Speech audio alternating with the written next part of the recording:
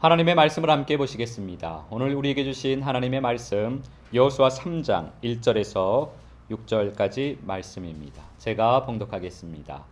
하나님의 말씀을 함께 보시겠습니다. 또 여호수아가 아침에 일찍이 일어나서 그와 모든 이스라엘 자손들과 더불어 시팀에서 떠나 요단에 이르러 건너가기 전에 거기서 유숙하니라. 사울 후에 관리들이 진중으로 두루 다니며 백성에게 명령하여 이르되 너희는 레위 사람 제사장들이 너희 하나님 여호와의 언약궤에 매는 것을 보거든 너희가 있는 곳을 떠나 그 뒤를 따르라. 그러나 너희와 그 사이 거리가 2000 규빗쯤 되게 하고 그것에 가까이 하지는 말라. 그리하면 너희가 행할 길을 알리니 너희가 이전에 이 길을 지나보지 못하였음이니라 하니라. 여호수아가 또 백성에게 이르되 너희는 자신을 성결하게 하라. 여호와께서 내일 너희 가운데에 기이한 일들을 행하시리라. 여호수아가 또 제사장들에게 말하여 이르되 언약궤를 메고 백성에 앞서 건너라 하매 곧 언약궤를 메고 백성에 앞서 나아가니라. 아멘.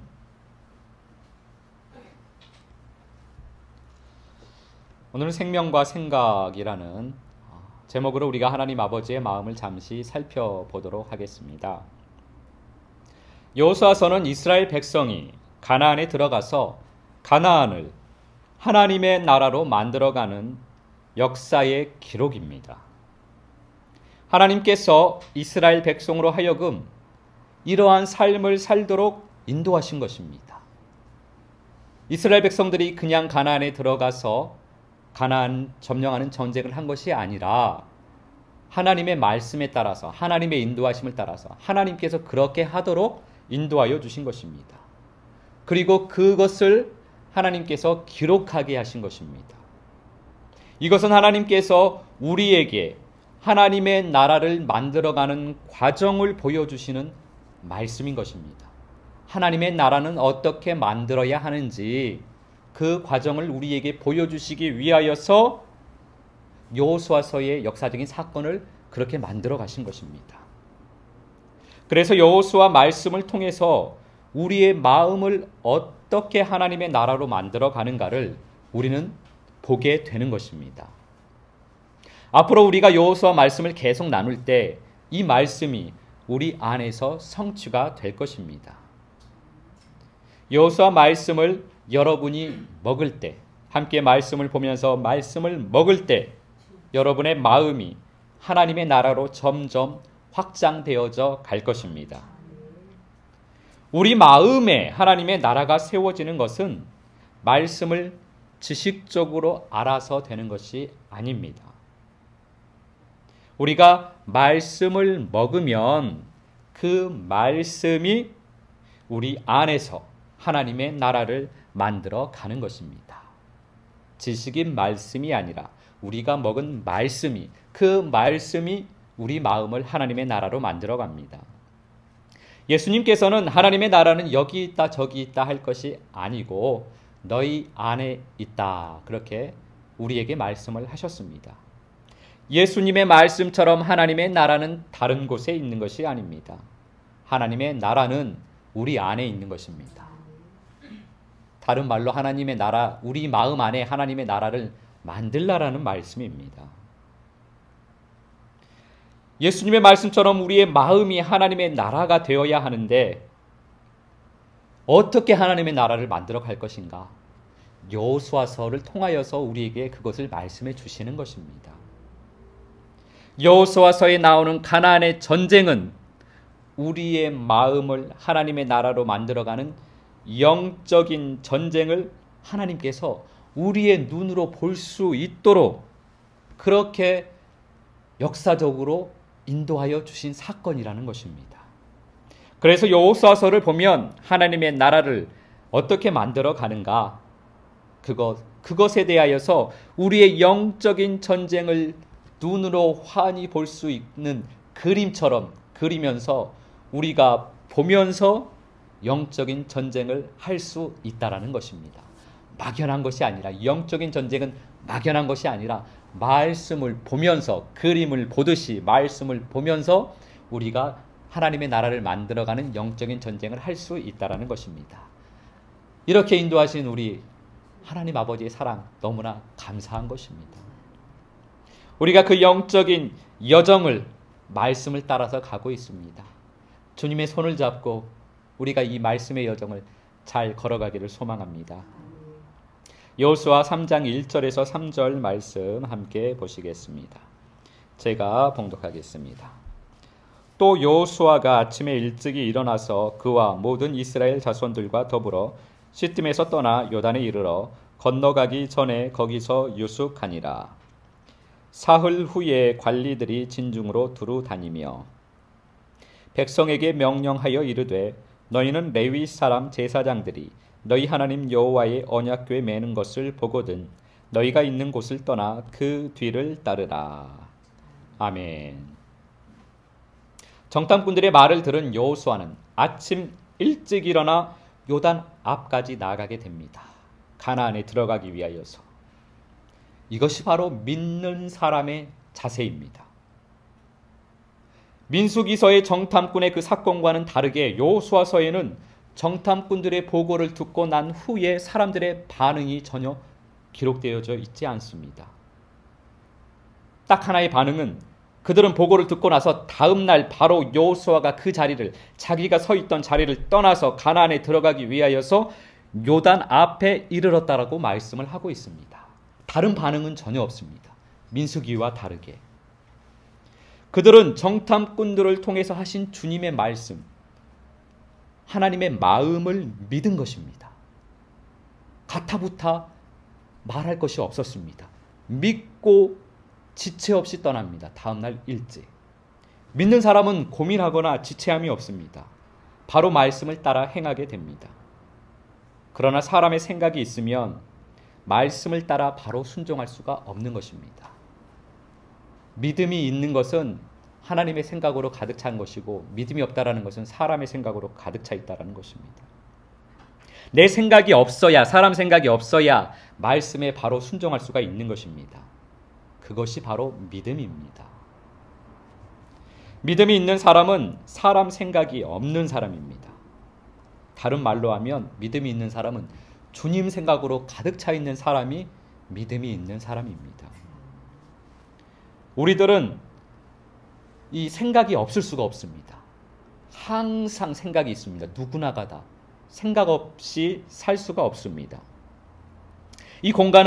지금 이 공간은 공기로 가득 차 있습니다. 이 공간이 비어 있을 수가 없습니다. 우리가 있는 이 공간은 공기가 가득 차 있습니다. 이곳에, 이 공간에 공기가 비는 순간 어디선가 공기가 밀려 들어오게 되어 있습니다. 저기 정수기가 있는데 정수기에 탱크에 물이 가득 차 있으면 물이 채워지지 않습니다. 그런데 우리가 물을 빼는 순간, 탱크에 물이 비는 순간 바로 물이 채워지게 되어 있는 것입니다. 우리의 생각의 공간도 이와 같습니다. 우리들의 생각의 공간은 비어 있을 수가 없습니다. 항상 생각으로 차 있습니다. 빛의 생각으로 채워져 있든지 어둠의 생각으로 채워져 있든지 이 둘 중에 반드시 한 가지로 채워져 있게 되어 있는 것입니다. 우리의 생각의 공간이 조금만 비워져 있으면 어둠은 우는 사자와 같이 그 공간을 파고들게 되어 있습니다. 그래서 어둠의 생각이 이기도록 어둠의 생각을 더 많이 집어넣으려고 하는 것입니다. 그런데 우리가 생각이 없다, 잡념이 없다고 생각할 때가 있습니다. 잡념이 없다라고 말할 때가 있습니다. 그때는 무엇인가에 완전히 집중이 되어 있을 때 잡념이 없다라고 합니다. 그런데 그때는 사실 생각이 없는 것이 아닙니다. 내가 집중하고 있는 그 대상에 대한 생각으로 가득 차 있기 때문에 그 생각에 완전히 사로잡혀 있는 상태이기 때문에 잡념이 없다라고 하는 겁니다. 그러나 사실 그 생각으로 가득 차 있는 겁니다. 그것이 바로 집중된 상태입니다. 그러니까 집중된 상태는 생각이 없는 상태가 아니고 그 생각에 완전히 사로잡힌, 그 생각으로 완전히 가득 차 있는 상태인 것입니다. 그래서 고도로 집중된 상태가 되면 현실 세계에서 벗어나는 듯한 경험을 하게 됩니다. 책을 보는데 책에 너무나 집중이 되거나 TV를 보거나 아니면 또는 기도를 하는데 기도의 세계에 깊이 들어갔거나 그러면은 경험을 하셨겠지만 1시간이 1분처럼 느껴집니다. 그렇게 집중된 상태가 되면. 또 옆에서 사람이 불러도 부르는 소리가 들리지가 않습니다. 나는 나만 다른 공간에 있는 것처럼 느껴집니다. 다른 세계에 내가 사는 것처럼 느껴집니다. 이게 고도로 집중된 상태입니다.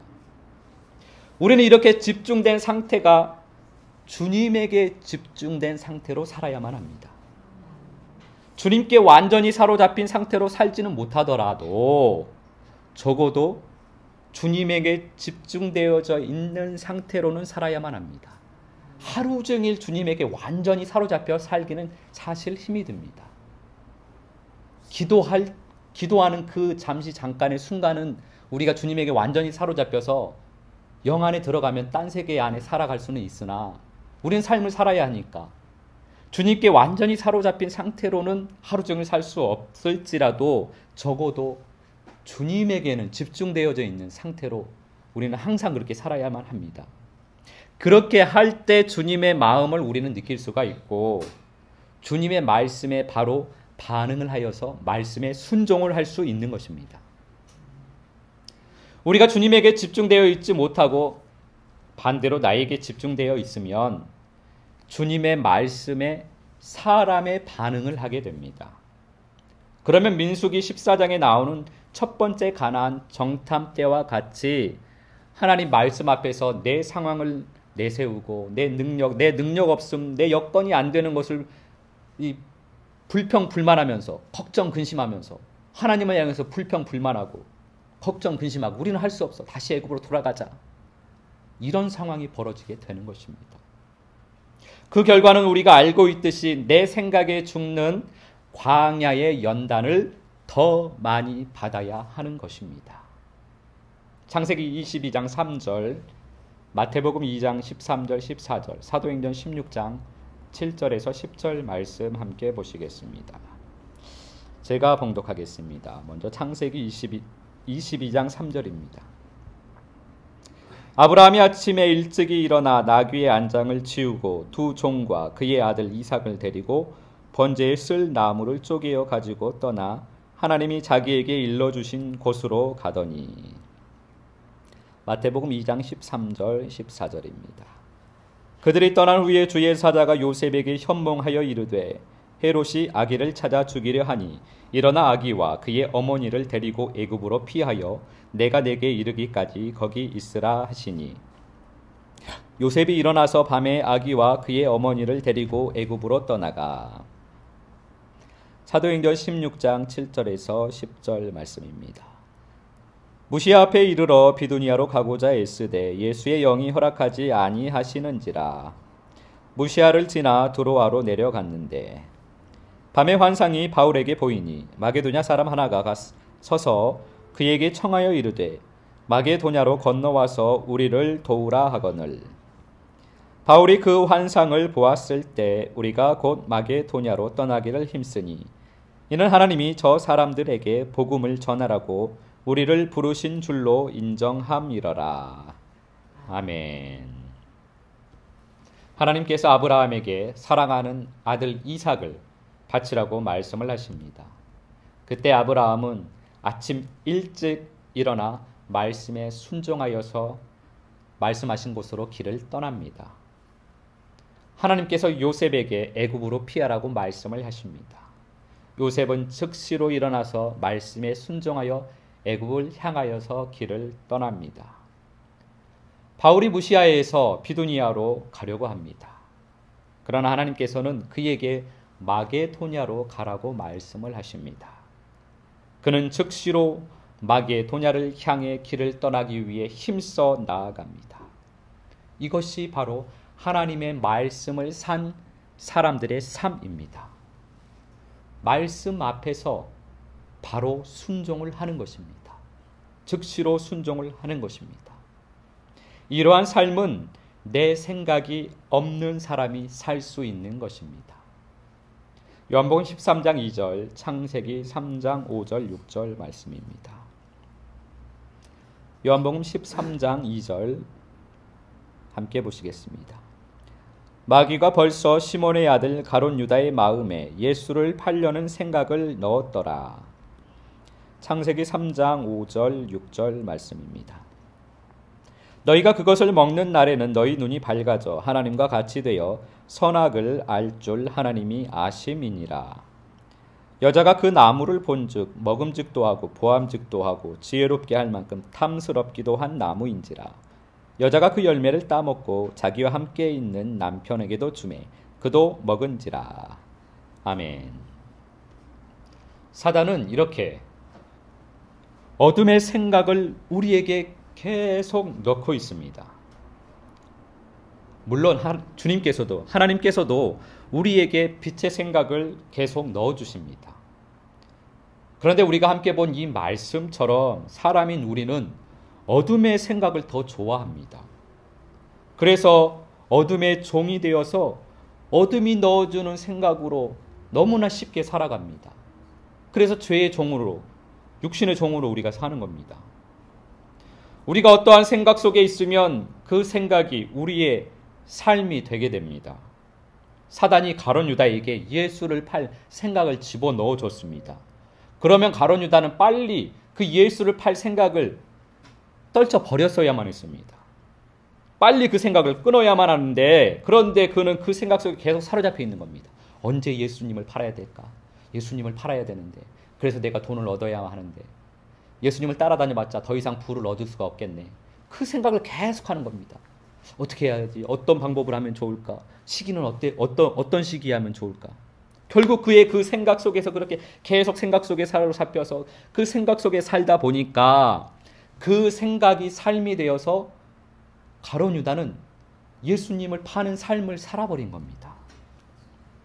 사단이 하와의 마음에 선악을 알게 하는 나무의 열매를 먹도록 생각을 집어넣어 줍니다. 하나님께서는 따먹지 말라고 하셨는데, 빛의 생각을 넣어주셨는데, 사단이 하와의 마음에 넣어주는 그 어둠의 생각, 하와는 빨리 그 생각을 끊었어야만 했습니다. 그런데 그는 그 생각에 사로잡혀서 자꾸만 선악을 알게 하는 나무의 열매를 보는 겁니다. 하나님께서는 먹지 말라고 했는데 내가 보니까 먹음직도 하고 보암직도 하고 탐스럽기도 할 만큼 너무나 맛있어 보이는데 따먹어볼까? 맛있어 보이는데 따먹어볼까? 계속 그 생각 속에 사로잡혀 있는 겁니다. 그러니까 그 생각이 삶이 된 겁니다. 그래서 그 열매를 따먹고 그의 남편에게도 주게 됩니다. 이렇게 우리가 어떠한 생각 속에 살면 그 생각이 삶이 되게 됩니다. 그 생각이 힘을 얻기 전에 그 생각을 끊어버려야만 합니다.